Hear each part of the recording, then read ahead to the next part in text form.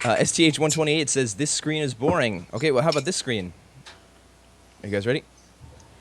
Just give me a 3, 2, 1 countdown, Andrew, after I pull up the clock. In Go ahead.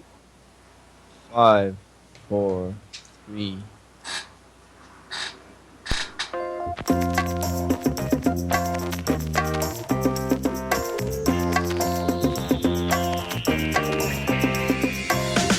Today is August 26th, 2013. Welcome, ladies and gentlemen, to a little thing that we like to call the Bad Communication Podcast. From somewhere near Osaka, I'm Andrew Hawkins. And from Tokushima, my name is Hiroki Matsuuchi. And from Tokyo, I'm Alex Kobayashi. And today, we are going to reveal our secret identities. Yes, that's right. There we go. Welcome, ladies and gentlemen, to episode number 157. Holy crap, we've made 157 of these things, of the Bad Communication Netcast, the video netcast all about Japan, and topics related to Japan, and Pokemon, and all-you-can-eat Burger King deals, and Subway superheroes, all sorts of great stuff on today's show. But hey, long time no see, guys. How are you doing? How were your Obon holidays, if you had one? Pretty good. Kind of. Did you guys dance any Bon Odori during the... No. No. Anything interesting during Obon? Well, someone came to Tokyo, and we had a blast. Yeah, I heard about that. It's pretty cool. Cute teddy bear, is that right? That is right. Cute teddy bear, yeah. I saw some pretty interesting pictures, including like a $200 receipt from the Rirakuma store. It was pretty... Which I didn't get to witness, but I saw on video. Yeah, it's somebody who really loves her Rirakuma. I don't know, I guess it's kind of a cute little character. Yeah, sounds pretty cool. Sounds like an awesome trip up to Tokyo. So shout out to Cute Teddy Bear if she is watching. How about you, Andrew? Anything exciting during the Obon holiday? Well, we talked about Summer Sonic last time. That's true, yeah. That was our Obon show, wasn't it? That was 2 weeks ago, I think, though, right? That was in the middle of Obon.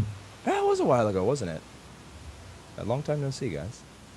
Other than that, no, I haven't gone anywhere. I saw Pacific Rim last night. Oh, no way, really? How was that? Actually, I was thinking Good. about going to go see it this afternoon. Yeah, you should see it. Really?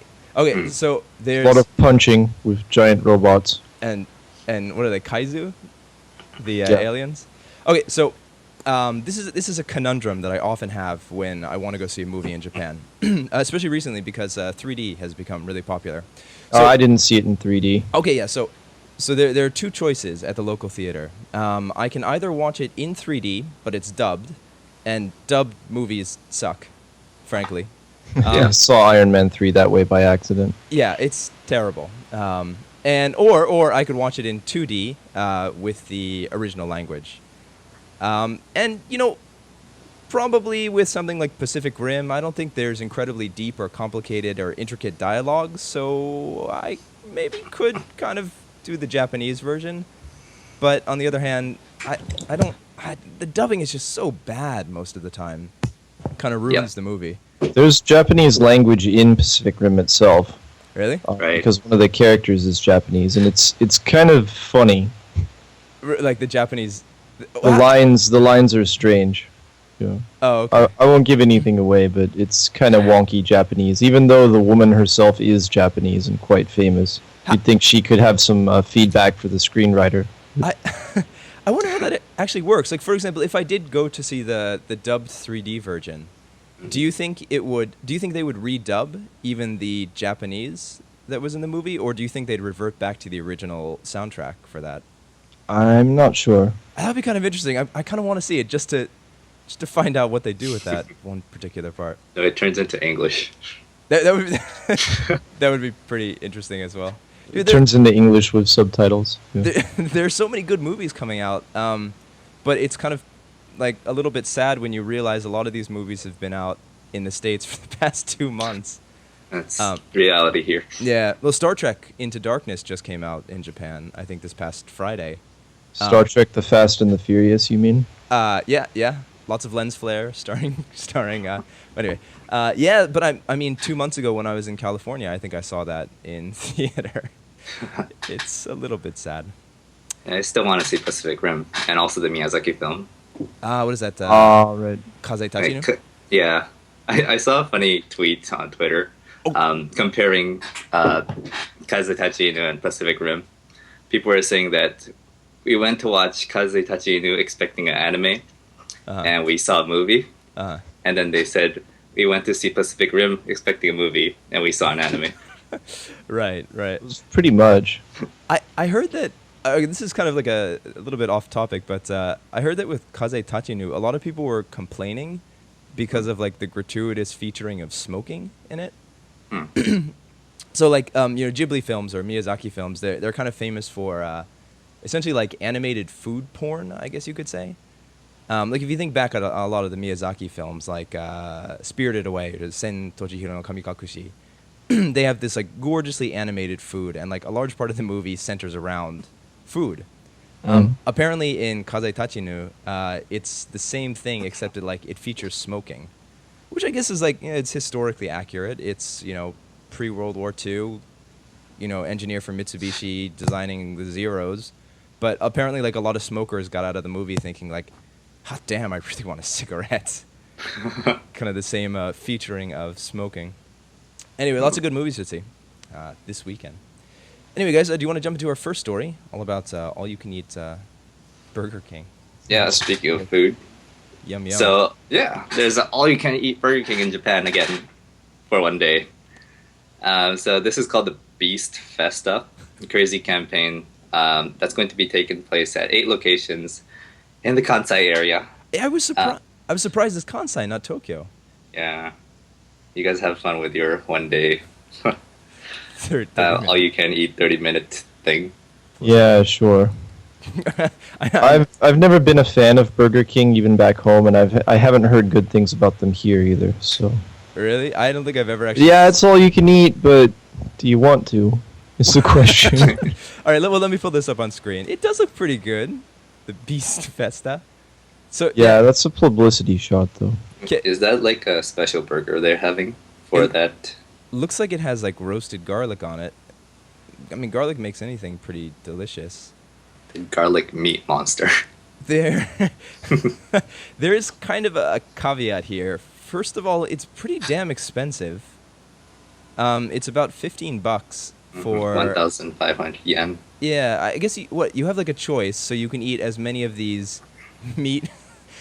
Can we even say meat monster on YouTube, or is that like considered adult material? All right. So yeah, so this is the meat monster. We have context. It's okay. You just had to put the image in everybody's head if it wasn't already there. Well, it is a pretty giant looking sandwich, but so there's the meat monster, what is that?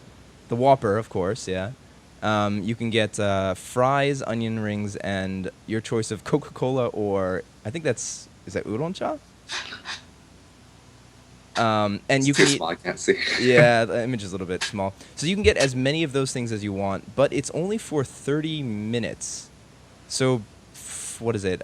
Between 2 o'clock and 11 o'clock in the evening, you have 30 minutes to eat as many of these things as possible for about $15. Well, I don't think it's a buffet style where they kick you out after 30 minutes. I think you can order as much as you want in 30 minutes.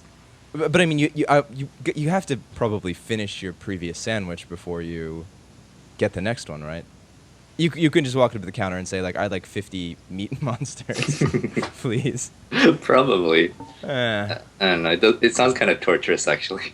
Yeah, again, I'm not really such a huge fan of these fast food burger joints, but I don't know. Could be fun.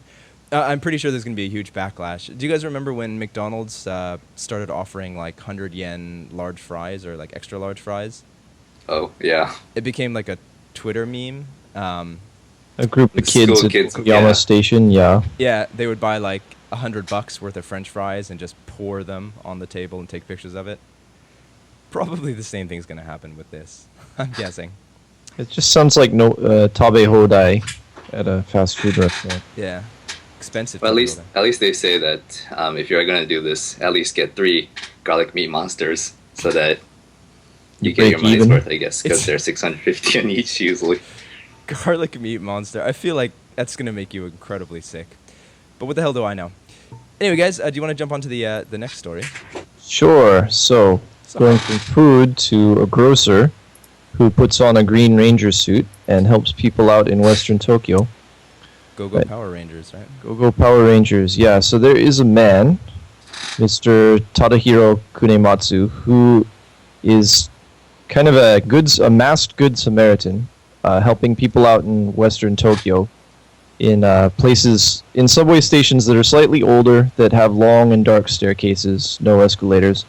He does things like escorting elderly people, carrying heavy luggages, and helping mothers with baby strollers. He's spent 3 months doing this, and he says the mask really helps me out because Japanese people are often, they find it difficult to accept help. They immediately feel obligated to return the favor. Mm-hmm. But he got this inspiration from the children that he met working at his organic grocery store, which also prompted the color of his costume, Green Grocer. This would become Green Power Ranger. He can only do it for a couple of hours each day, but he's actually hoping to find some other recruits who could put on different colors. He's already had people asking him about pink and red. Right. It's funny, it says, although he said that the mask is disarming to people, before he said when he first started, people just thought he was weird and Yeah. wouldn't accept his help. What I mean, didn't it go on to say like they still think he's weird, but they But think in a he's good way. Yeah, the weird nice guy. Yeah, Alex. I hope I'm not blowing up your spot, but Alex is actually the Green Power Ranger who. Oh, really? Yeah. I was trying to keep my identity a secret. I mean, look at him. He's spitting, but yeah, I'm totally recruiting. spitting image. What pink and pink and red are still Yep. up for grabs? You can take over my green. I'll go over for red. I don't know. I thought it was kind of a heartwarming story. And I mean, you can imagine like women with children. There are a lot of old people in Japan with very heavy bags of groceries. This is a pretty interesting service, and yeah, kind of a fun twist on it. Apparently, he's become quite the mini celebrity in his area. Like using the Power Ranger suits gotten kind of popular. I think I've seen it a couple of times on TV. There was this one school in Japan that had like a Power Ranger that kind of like helps the kids go home, something like that. And the Power Ranger is like rotated between one of the dads of the students. That and like there's like a police station Power Ranger team that teaches kids about laws and crimes and stuff, which I just saw recently on TV as well. Oh, that's pretty cool. Yeah, I guess like very often with what is it, like elementary school, maybe even up to middle school, they have like parental patrols. I've noticed that like a few times when I've gotten off at kind of rural stations. Very often there's like a parent, just like a volunteer parent, making sure all the kids get off the train safely, kind of get to their respective houses. It'd be pretty awesome if I was like 6 years old and the person helping me get off the train was the Power Ranger. I don't know, did you guys ever watch Power Rangers when you were young? Oh Yes. yeah, totally. I think maybe I I was... wasn't that young either. Yeah, I was about to say, I'm kind of embarrassed, but I think I was a little bit too old for it, but yeah, it was a pretty cool show. The concept was brilliant. Like Power Rangers, like a lot of the footage, most of the footage was actually shot in Japan by a Japanese company that sold the footage to the United States. Did you guys know the story of the Power Rangers? They're completely Vaguely. different between Yeah. the countries. Yeah, okay. So it's a brilliant marketing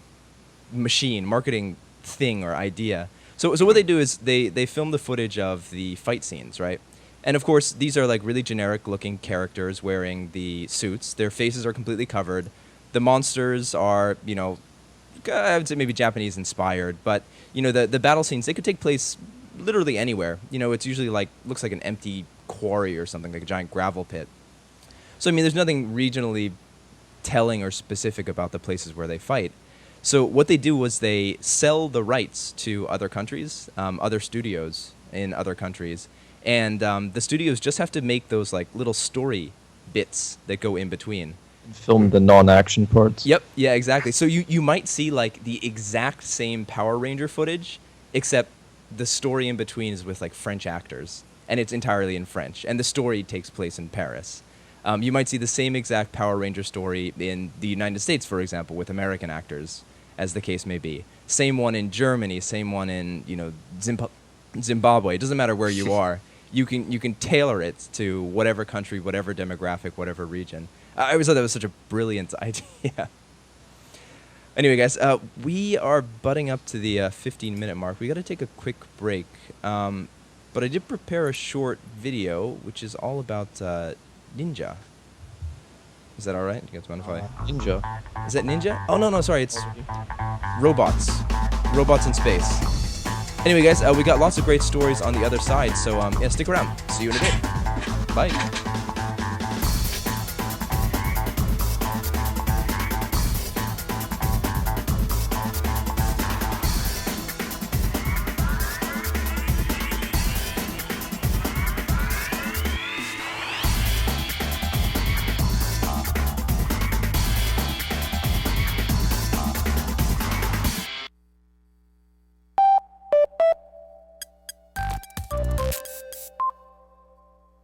Robots in Space, combining two of our childhood fantasies and possibly nightmares into one amazing mission. Developed by RoboGarage, Toyota, and JAXA, and launched to the International Space Station on August 4th, 2013, Kirobo will assist Japanese astronaut Koichi Wakata in various experiments and test the ability of man and machine to get along and work together.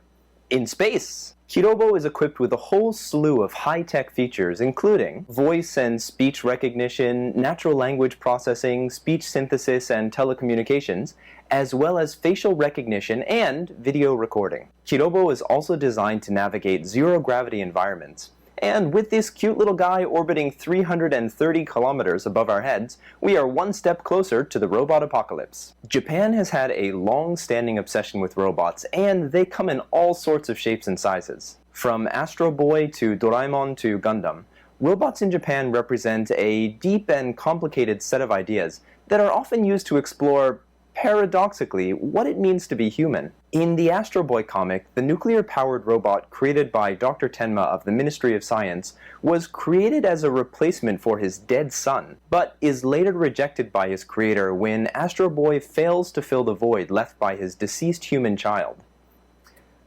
It's deep, huh? But why then does Japan employ more robotic workers than any other nation, and see robots as a possible solution to the economic problems brought on by low birth rates and a graying society? Many people point to the animist elements of the Shinto religion and their contrast to many Western religions' view on the creation of life by humans. Animism is the idea that every object that exists has a spirit and isn't necessarily going to wreak havoc on you and the world at large if given the opportunity. In contrast, many Western religions impart the notion that the creation of life ultimately leads to the destruction of the creator. Robots equal created life equals bad. It's a good thing that robots in Japan are given such a warm welcome, as they're probably going to continue popping up quite often in the years to come. The Japanese government is currently funding projects that aim to develop low-cost robots that can be used in nursing homes, to assist the elderly and take some of the burden off of their human counterparts. By far the coolest among these subsidized designs is a motorized robot suit that can assist in lifting or moving elderly and otherwise impaired patients, so that the caretakers do not need to exert as much physical strength. Think Power Loader Exosuit from the movie Aliens. The most well-known among the Japanese robots is probably the advanced step in innovative mobility robot being developed by Honda. Asimo's resume is impressive and shows about where we stand in terms of the progress of modern robotics. Asimo has the ability to recognize moving objects, postures, gestures, its surrounding environment, sounds, and even faces. Furthermore, Asimo can detect the movement of multiple objects and determine distance and direction using its stereoscopic vision. Asimo can also interpret voice commands and human gestures, which allows it to distinguish between an arm offered for a handshake or when a person waves or points at something. Additionally, Asimo is able to recognize its own name and respond to and recognize the faces of multiple people in conversation. Up to 10. In short, Asimo has more of the social graces than many of the humans I know, and he just keeps getting better. From the first experimental model in 1986 to the 130 centimeter tall version of Asimo, making appearances at movie premieres, Disney attractions, and concert halls, our little friend doesn't seem to be slowing down at all. Whether they freak you out or inspire warm, cuddly feelings of companionship, robots are among us, and our relationship with them is going to be constantly evolving. What are prohibitively expensive novelties in 2013 are going to be, with quite a bit of development, integral components of our future lives. Thanks for watching this episode of The Japan Show. If you have any questions or want to tell us about some other cool robots, please leave a comment below. And if you want to see more episodes like this one, head over to youtube.com/watchthejapanshow and subscribe.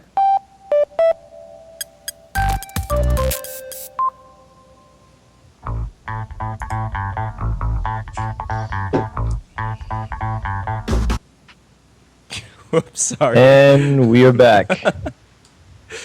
Bum bum bum ba-dum ba-dum bum bum bum bum bum ba-dum ba-dum bum bum bum bum bum ba-dum ba-dum bum bum bum bum Okay. bum ba-dum ba-dum. What? Okay, that's fine. Yeah, the well, robots. what's the robots? Welcome back, guys.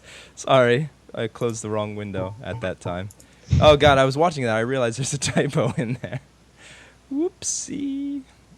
Anyway, did you guys learn something new about robots in space? Yeah, kind of before I nodded off.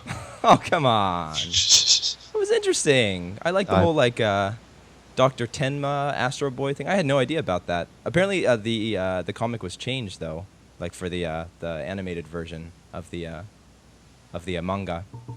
It's not quite as brutal. Like the Doctor doesn't completely reject Astro Boy for not being able to live up to the image of his dead son.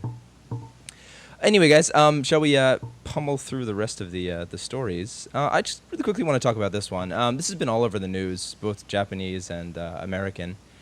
This is all about Ichiro's 4,000th career hits. But it also has kind of like an interesting little side twist. There's another player who plays for the Blue Jays named Kawasaki Munenori, who apparently was like a really big fan of Ichiro, and despite the fact that Ichiro's a Yankee and Munenori's plays for the Blue Jays, they're kind of good friends, and Munenori kind of he's admittedly said that he always looked up to Ichiro. So after of course his 4,000th professional career hits, and the entire team coming out onto the field and congratulating Ichiro. There's this great footage of Munenori. He gets the ball just by coincidence, and just before he is about to pass it back to the pitcher, he kind of like he holds it and he treasures it and just savors the moment. And then as he throws the ball back, like his face lights up, and yeah, it's really just kind of a cool, inspiring story. And once again, as later on, Ichiro actually he steals second, where Munenori happens to be at the time. And Ichiro and Munenori do a little like fist bump, despite the fact that they're on opposing teams. I don't know. Do you guys follow baseball? I'm not a huge baseball fan, but being from New York, I gotta kind of love the Yankees. I'm sure I'll get some flack for this. If there are any Red Sox fans watching the show. Anyway, shall we move on to the next story? Do you guys want to skip this one and jump down to the? I guess we can do it. It's kind of an interesting one. All right, so this next story comes to us via the Asahi Shimbun and is titled U.S. Cartoonist Champions Hadashi no Gen. Hadashi no Gen is a comic. It's a manga that was published, I think, in the 2000s? It was fairly recent, wasn't it? Okay, well, anyway, it was a comic that was published, and it kind of depicts the main character's struggle before, during, and after the atomic bombing in Hiroshima. And it's one of those manga. I've read a few of them, but I've kind of heard enough about it to feel like I'm quite familiar with it. It's one of those manga that's really similar to like Grave of the Fireflies. Did you guys ever see that movie? Oh. sob. Yeah, it's horribly depressing, and it kind of depicts like a lot of the atrocities not necessarily committed, well, actually not committed by American troops in Japan, but actually a lot of the atrocities of war committed by the Japanese troops and the government, military government, or militaristic government at the time. So recently in Japan, it's been all over the news, but a school district in Shimane Prefecture recently kind of place some restrictions on, the availability of this particular series in elementary school and middle school. And there was a huge kind of national debate that was sparked about this. Most people feel like it's an important manga, and it's important for kids to have access to this. And of course, there's a whole issue of, free speech and free press. But the whole kind of point of contention was the fact that, exposing elementary school and middle school kids to manga that includes like rape and decapitation is maybe not the best thing. And there's a whole very interesting debate about this.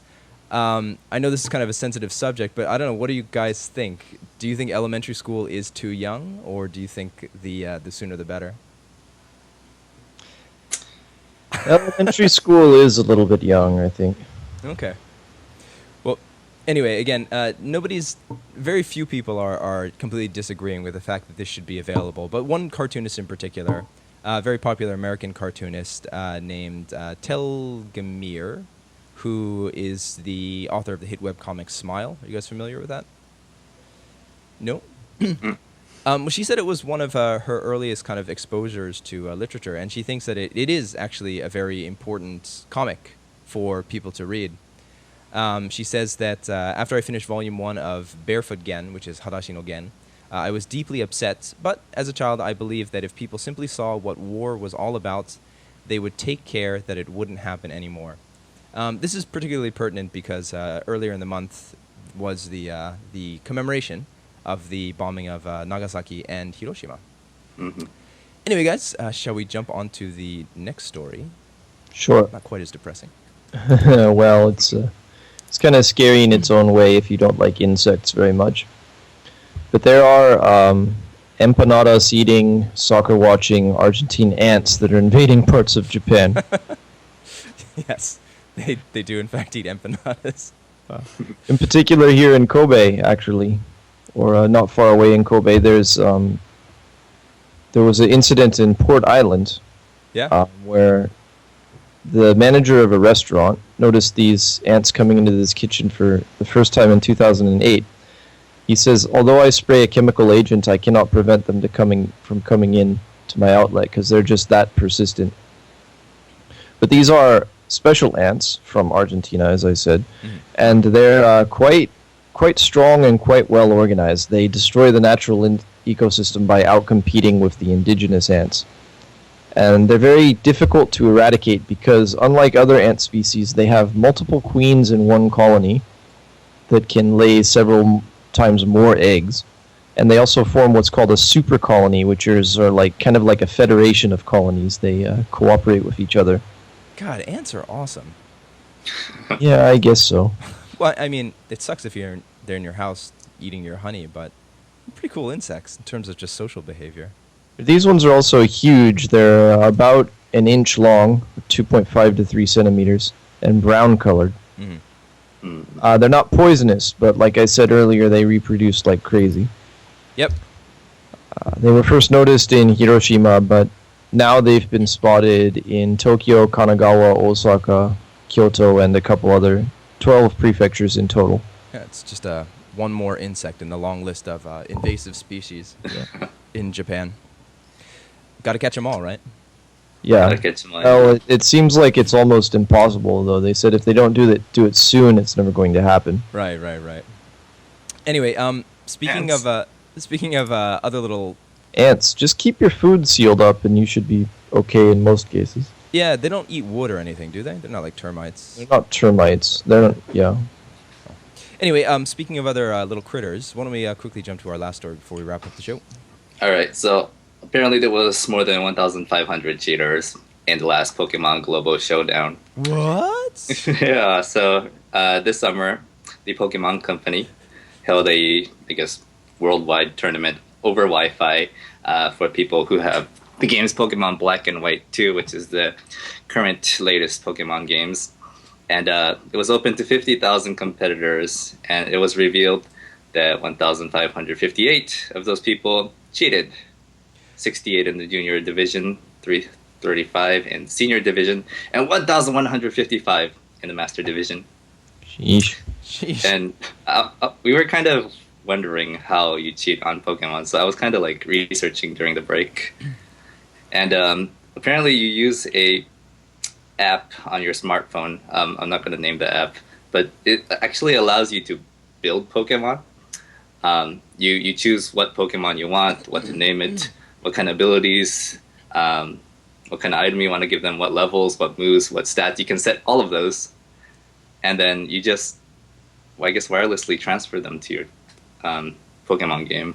Really? And that's how you have a cheat build Pokemon, I guess. So like, So it's kind of emulating the Nintendo Wi-Fi system and tricking the game into thinking that you're just moving a Pokemon from one console to another. I think it's just I- it's just a straight maybe. up it's just a straight up hack, isn't it?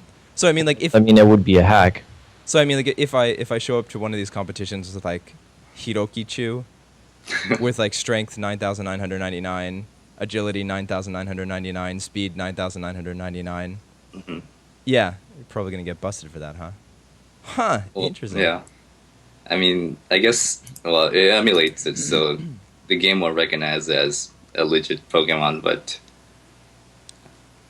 That's they were weird. caught, and I don't know, I didn't know you can do this kind of thing. I had no idea either. I mean, I guess I'm kind of old school. Like I remember having. It wasn't a Game Boy. It was the next version, which was like what was it? Game Boy. Advance No, it wasn't. It was with Game Boy- color. It wasn't with color. A Game Boy Mini or something. Game Boy Pocket. Game Boy Pocket, yeah. So I had a Game Boy Pocket. I had, at the time, there were only two games. There's Red and Blue. I had Red, and anytime you wanted to fight or trade Pokemon, you actually had to whip out this cable. Oh You yeah. guys remember that wire? Yeah. And you had to plug in the two games, and usually you had to kind of like jiggle the cable a little bit, and then you had to unplug it and then stick it back in and jiggle it a little bit more because it didn't work. And there were some like kids that if they ripped out the cable at exactly the right moment, they could duplicate the Pokemon. If you do it wrong, it'll freeze your game. Yeah, and if you do it wrong, then it'll completely brick your cartridge. God, Pokemon's really come a long way since then. It's pretty awesome that you can hack the game using a smartphone. Well, there's wireless and infrared and all that stuff now, so Yeah. Awesome, but lousy if you're trying to run a tournament. Yeah. Yeah. I guess. I So. wonder how they were found out, though.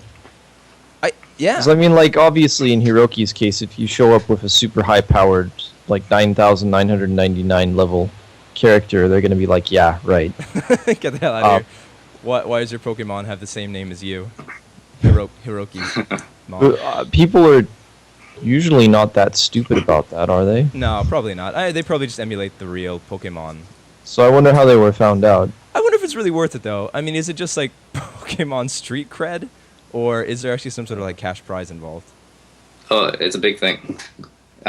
Competitive gaming, competitive Pokemon tournaments. Is there cash money involved?